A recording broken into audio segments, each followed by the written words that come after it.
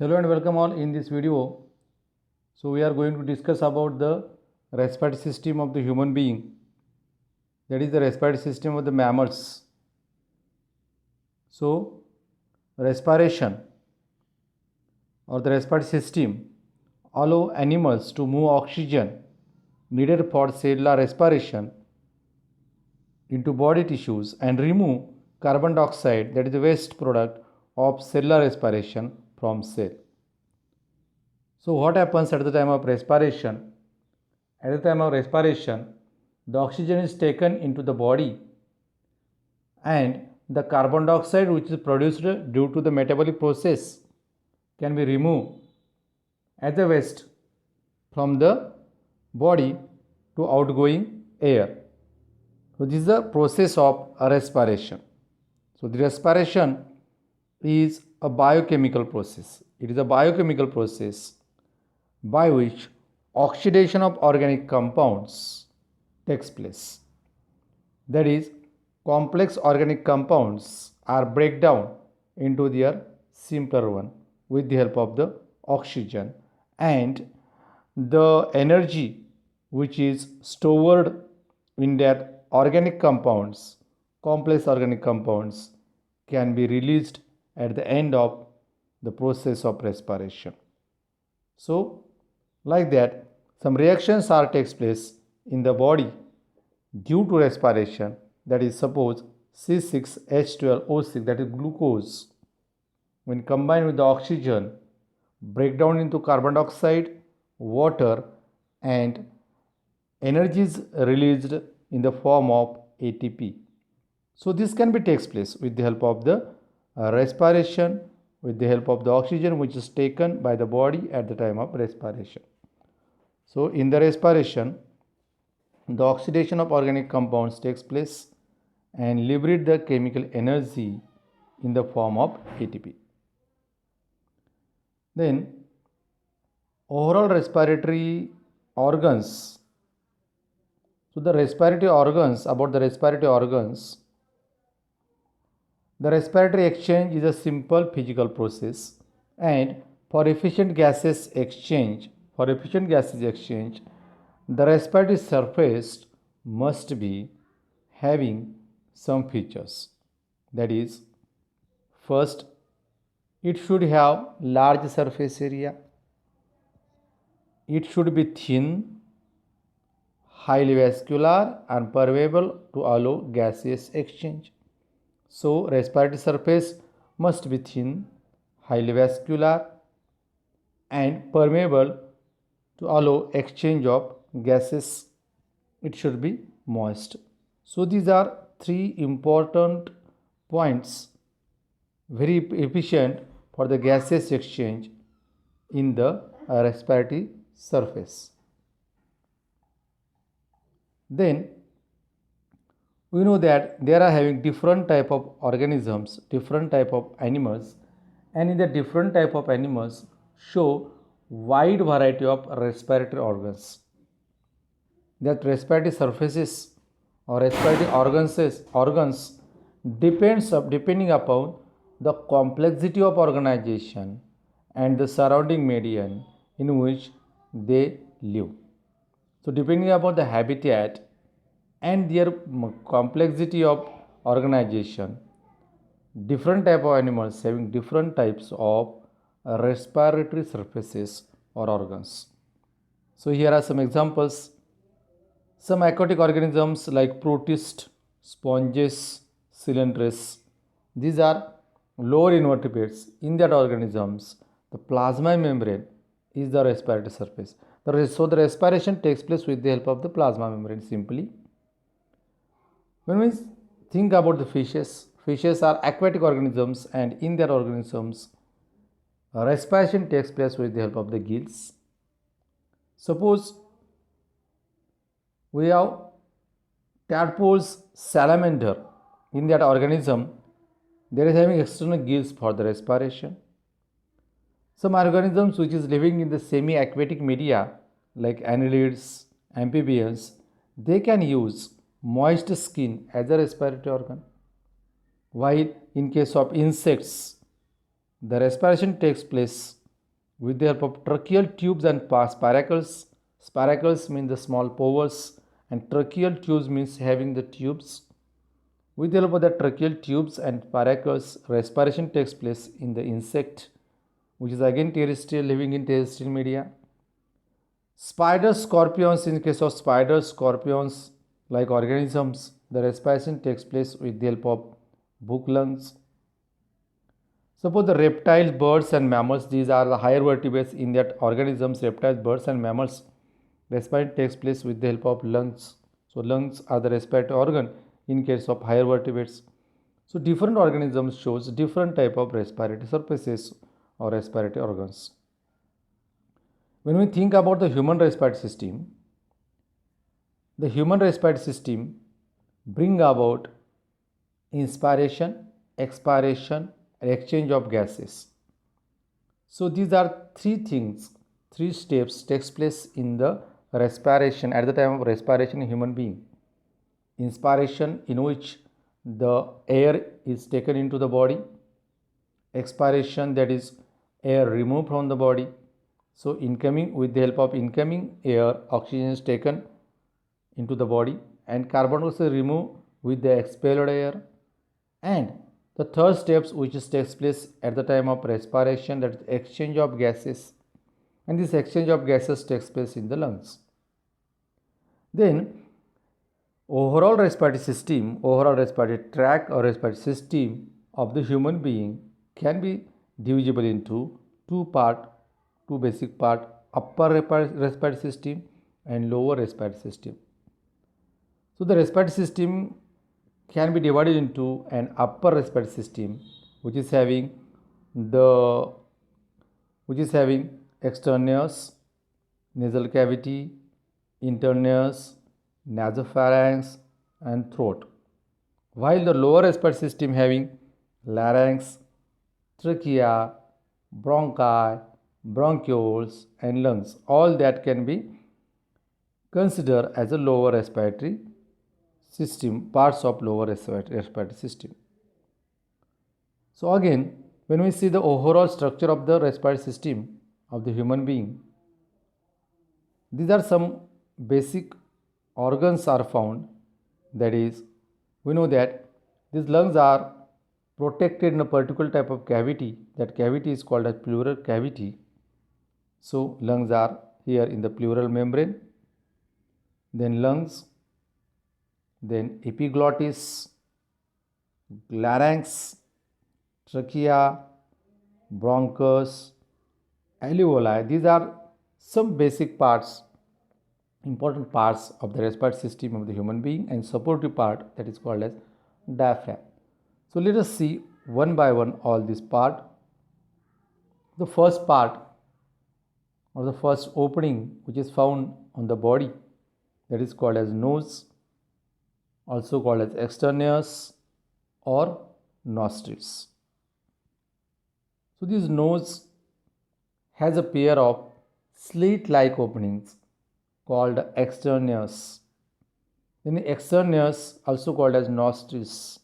The externeous or nostrils then lead into a nasal cavity, and this nasal cavity again divisible into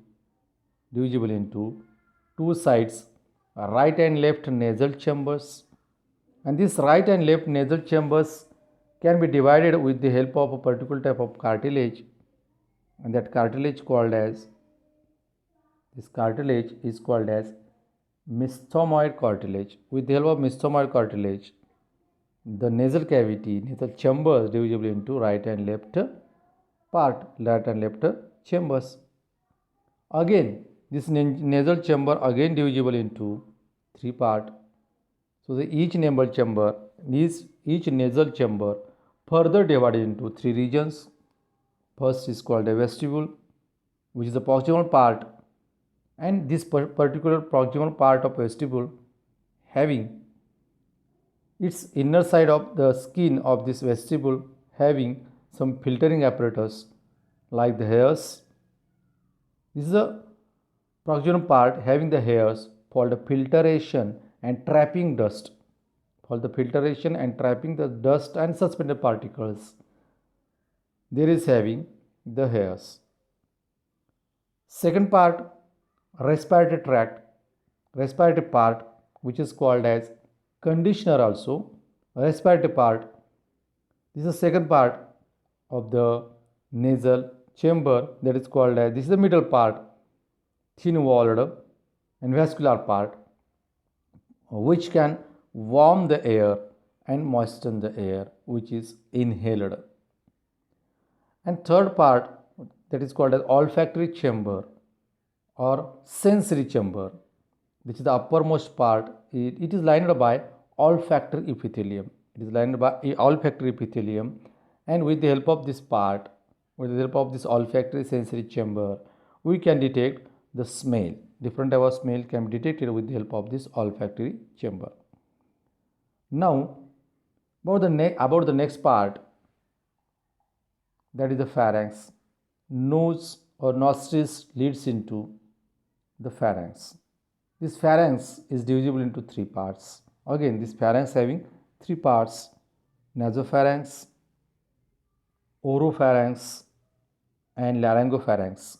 Nasopharynx is the uppermost part, which is connected with the nasal chamber. Then oropharynx, which is a common passage for food and air.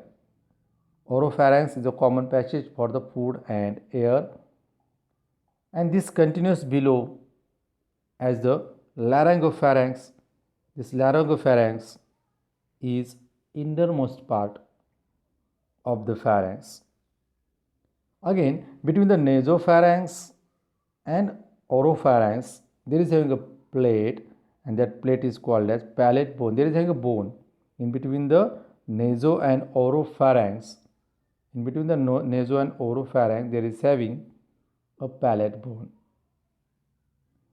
Then about the third part of this system, that is having a name, larynx. So larynx is also called as voice box. It is called as voice box or larynx.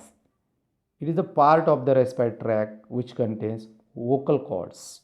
There is having internally in this larynx, there is having vocal cords, and with the help of those vocal cords, the sound is produced.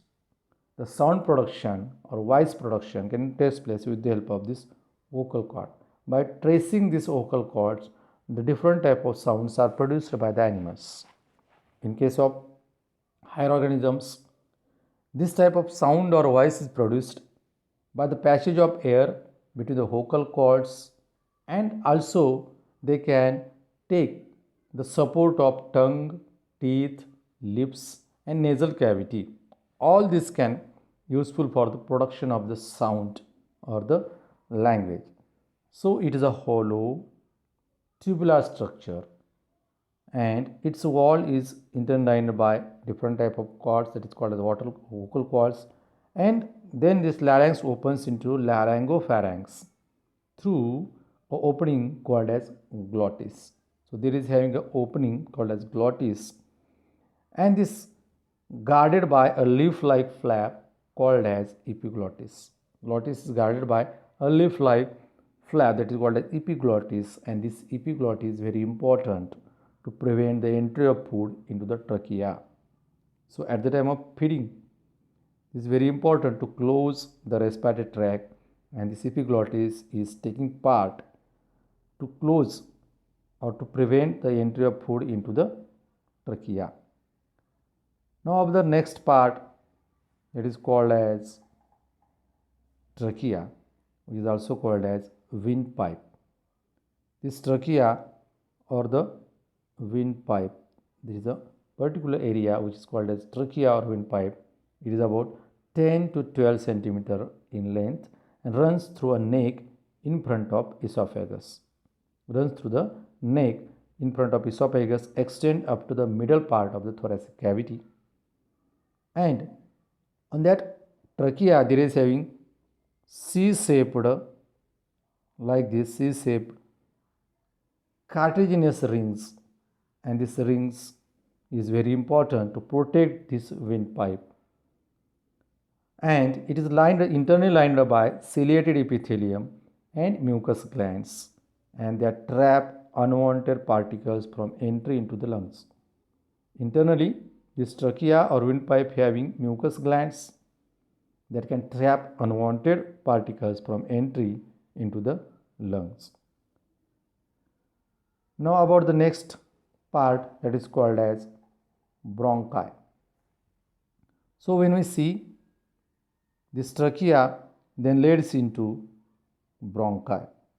Trachea bifurcates, single trachea divides into, bifurcates into two parts, right and left branches, that is called as bronchi. It is then divided into, the trachea divided into the right and left bronchi. Primary, this first of all divided into right and left primary bronchi, then they redivided into secondary bronchi.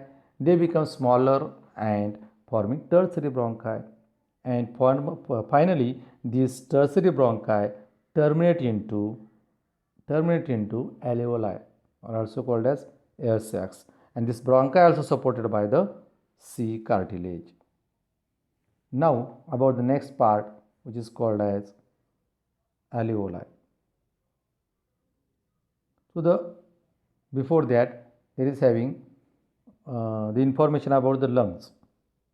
So the lungs, these are the main respiratory organ of the human being or the mammals. These lungs are spongy, elastic, and present in the thoracic cavity, and protected by a particular double membraned cavity that is called as pleural membrane.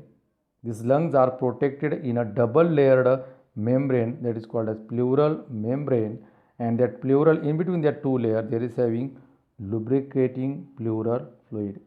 In that pleural cavity, this is a double layered chamber. In that double layered membrane, there is a particular type of fluid that is called as lubricating pleural fluid. While a right lung is larger, having 3 lobes, and left lung is comparatively smaller with 2 lobes. And now about alveoli. This alveoli, here we can found many alveoli. These are thin-walled lobulated structures, thin-walled air sacs, thin-walled rounded structure like a bunch of grapes. And each alveoli is surrounded by a network of capillaries where the exchange of the gases takes place, and these have high elastic wall made up of single layer of squamous epithelium, and there are having about 700 million alveoli, and here the exchange of the O2 and CO2, that is exchange of gases, takes place in this small alveoli. So these are all about the respiratory system of the human being and also about the mammals. If you like this video, then share with your friends, and thank you once again for watching this video.